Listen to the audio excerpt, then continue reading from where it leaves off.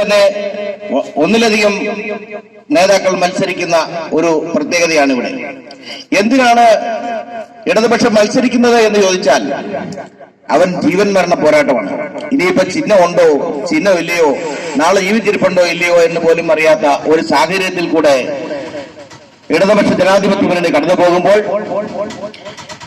എങ്ങനെയെങ്കിലും ഭരണ സംവിധാനത്തിൽ എത്തിച്ചേരാൻ നെട്ടോട്ടമോടുന്ന രാഹുൽ ഗാന്ധിയാണ് മറുവശത്ത് നമ്മൾ കാണുന്നത്.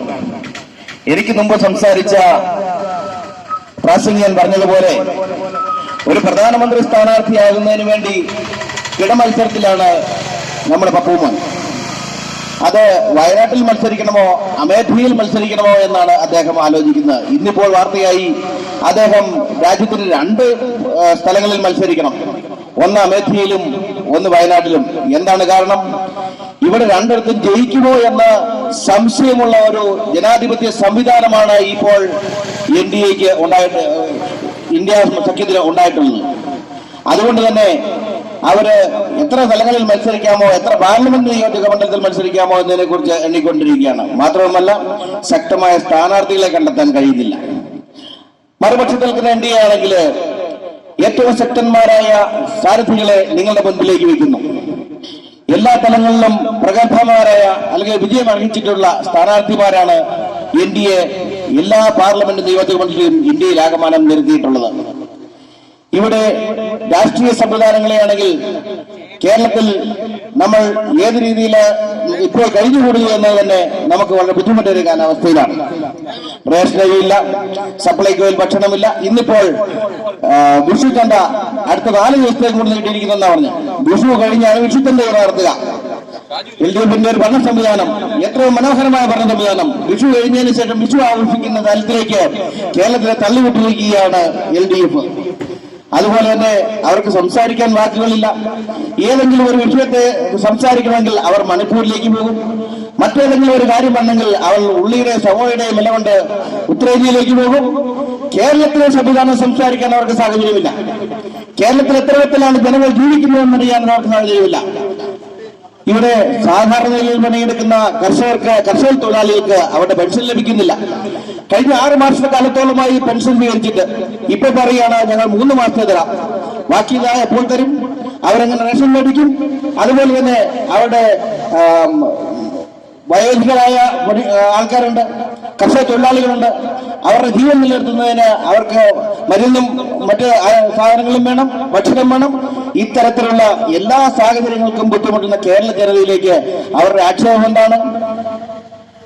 NDA ഭരണ സംവിധാനത്തിൽ വന്നാൽ ഇവിടെയുള്ള ജനങ്ങളെ തെറ്റിദ്ധരിപ്പിക്കും, അവരെ വേറെ ചേരിതിരിപ്പിക്കും, ഇവിടെ രാഷ്ട്രീയ സംവിധാനം മാറിയെടുക്കും. ഇതൊക്കെ പറഞ്ഞുകൊണ്ടാണ് അവർ ജനങ്ങളുടെ മുൻപിലേക്ക് വരിക. എന്നാൽ NDA സംബന്ധിച്ചിടത്തോളം നിങ്ങളുടെ മുൻപിലേക്ക് വരുന്നത് വിജയങ്ങൾ മാത്രം നേടിയെടുത്ത 10 വർഷങ്ങളുടെ കണക്കുകൾ പറഞ്ഞുകൊണ്ടാണ്. ജനങ്ങളുടെ നാനാഭാഗത്തു നിന്നും നാനാ ഭാഗത്തും വിജയങ്ങൾ മാത്രം നേടിയിട്ടുള്ള NDA ലോക രാഷ്ട്രങ്ങൾക്ക് മുമ്പിൽ ലോക സാമ്പത്തിക വ്യവസ്ഥയില് ഏറ്റവും സന്നദ്ധമായ അല്ലെങ്കിൽ ഏറ്റവും പരിഷ്കൃതമായ സമൂഹത്തില് 3ാം സ്ഥാനത്തേക്ക് ഇന്ത്യ എത്തിക്കാൻ കഴിഞ്ഞ NDA സഖ്യം. ഇവിടെ നമ്മൾ ഒരു കാര്യം മനസ്സിലാക്കണം. ഈ NDA അധികാരത്തിൽ വരുമ്പോൾ ലോക സാമ്പത്തിക ശേഷിയില് ഏകദേശം 7ാം സ്ഥാനത്തോ 8ാം സ്ഥാനത്തോ നിന്നിരുന്ന ഭാരതത്തെ കൈപിടിച്ചുയർത്തുവാൻ നരേന്ദ്രമോദിജിക്ക് ആയെങ്കിൽ അടുത്ത വർഷങ്ങൾ കൊണ്ട് അടുത്ത് വരുന്ന 2040 ആകുമ്പോഴത്തേക്കും നമ്മൾ സർവസജ്ജമായ ഒരു ഭാരതത്തെ നമുക്ക് കിട്ടും. ആ രീതിക്ക് നരേന്ദ്രമോദിയുടെ കരങ്ങൾക്ക് ശക്തി വരുന്നതിന് വേണ്ടിയിട്ടാണ് നമ്മൾ ഈ പാർലമെന്റ് തെരഞ്ഞെടുപ്പ് നടത്തേണ്ടത്. മറുപക്ഷത്തിൽ നിൽക്കുന്നവരുടെ അവസ്ഥ ഒന്ന് ആലോചിച്ച് നോക്കൂ. ഇവിടെ നിന്ന് കഴിഞ്ഞ തവണയും നമുക്ക് 20 MPമാരുണ്ടായിരുന്നു. അവരിൽ LDFന് 1 MP ഉണ്ടായിരുന്നു. ബാക്കി 19 MPകൾ UDFന്റേതായിരുന്നു. എങ്ങനെയെങ്കിലും തട്ടിക്കഴിഞ്ഞ് അവർ ഡൽഹിയിലെ പാർലമെന്റ് എത്തിച്ചേരും. ഏതെങ്കിലും മണ്ടത്തരം പറയും. അവിടെ നിന്ന് വായിക്കാൻ അറിയാൻ മേല അക്ഷരം അറിയത്തില്ല, ഹിന്ദി അറിയത്തില്ല, ഇംഗ്ലീഷ് അറിയത്തില്ല. ഒരു ഭാഷയും അറിയാത്ത 20 MPമാർക്ക് കേരളത്തിൽ നിന്ന് നടമാടി പാർലമെന്റിലെത്തിയതിനു ശേഷം അവിടെ നടക്കുന്ന കാര്യങ്ങൾ വ്യക്തമായി മനസ്സിലാക്കാതെ എന്തെങ്കിലും പിച്ചും പേയും പറയും. 6 മാസത്തേക്ക് സസ്പെൻഷൻ കിട്ടും. 6 മാസം സസ്പെൻഷൻ കിട്ടിയാൽ എന്താ ഗുണം? വീട്ടിൽ വരിക, പിള്ളേരെ നോക്കുക, കൃഷികൾ നടത്തുക, ഇങ്ങനെയുള്ള ആചാരങ്ങളിലേക്ക് മാറാൻ വേണ്ടിയിട്ട് മാത്രം പാർലമെന്റിലേക്ക് പോകണമെന്ന് ആഗ്രഹിക്കുന്ന ഒരു സംവിധാനമാണ് ഇന്ത്യ സഖ്യം. അതുപോലെ നിങ്ങൾ ആലോചിച്ച് നോക്കൂ, നമ്മുടെ ഇവിടെ ഡീൻ കുര്യാക്കോസ് എന്ന് പറയുന്ന ഒരു MP ഉണ്ടായിരുന്നു. ഉണ്ടായിരുന്നു എന്ന് വേണം പറയാൻ. അദ്ദേഹം നമ്മുടെ രാജ്യത്തിന്റെ അല്ലെങ്കിൽ നമ്മുടെ പാർലമെന്റ് നിയോജക മണ്ഡലത്തിന്റെ എല്ലാ ഭാഗങ്ങളിലും വന്നിട്ടുണ്ടോ എന്ന് തന്നെ സംശയിക്കേണ്ടിയിരിക്കുന്നു. ഡീൻ കുര്യാക്കോസിന്റെ അവസ്ഥ ആലോചിച്ച് നോക്കൂ. ഇവിടെ നിന്ന് വിമാനം കയറി ഡൽഹി വിമാനത്താവളത്തിലിറങ്ങും. അപ്പോൾ തന്നെ മോഡിയുടെ കട്ടൗട്ട് അവിടെ വെച്ചിട്ടുണ്ട്. കാണുന്ന പിറകെ പേടിച്ച് അടുത്ത വിമാനത്തെ കയറി കേരളം പറ്റാൻ ശ്രമിക്കുന്ന ഒരു MP ആണ് നമ്മൾ കഴിഞ്ഞ 5 വർഷക്കാലമായിട്ട് നമ്മൾ കണ്ടത്. അതുപോലെ തന്നെ കൂട്ടമായി പാർലമെന്റിൽ പലായനം ചെയ്ത് കേരളത്തിന്റെ ഭാഗത്ത് വന്നു നിന്ന് കുട്ടികളെയും ഭാര്യമാരെയും സംരക്ഷിക്കുന്ന ഒരു ഭരണ സംവിധാനമുള്ള ഇന്ത്യ സഖ്യത്തിനെ ജയിപ്പിക്കണമോ, അതോ ഭാരതത്തിന്റെ നാനാഭാഗങ്ങളിലും വികസനം കാഴ്ചവെക്കുന്ന NDA സംവിധാനത്തെ വോട്ട് നൽകി വിജയിപ്പിക്കണമോ എന്ന് നമ്മളിപ്പോൾ ചിന്തിക്കേണ്ടിയിരിക്കുന്നു. അടുത്ത 20 വർഷം അടുത്ത കാലങ്ങളിലേക്ക് നമ്മൾ വെച്ചിരിക്കുന്ന നേട്ടങ്ങൾ എന്തൊക്കെയാണ്? ഭാരതത്തിന് നാനാമുഖങ്ങളിലാണ് മാറ്റം. ഇന്ന് സാമ്പത്തിക മേഖലയിലും റേഷൻ സംവിധാനത്തിലും പൊതുമേഖലാ സ്ഥാപനങ്ങൾ കിടപിടിക്കുന്ന രീതിയിലേക്ക് മാറിക്കൊണ്ടിരിക്കുകയാണ്. നിങ്ങൾക്കറിയാം, ഇവിടെ കടന്നു പോകുന്ന ഈ NH-ന്റെ പണം മുടക്കുന്ന ആരാണ്?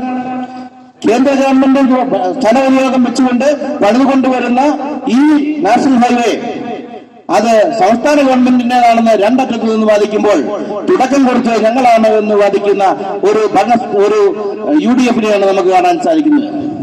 എന്തായാലും നമ്മുടെ സ്ഥാനാർത്ഥി നിങ്ങളുടെ എല്ലാവരുടെയും വോട്ടഭ്യർത്ഥിച്ചുകൊണ്ട് ഈ മലമടക്കുകളിൽ വരികയാണ്.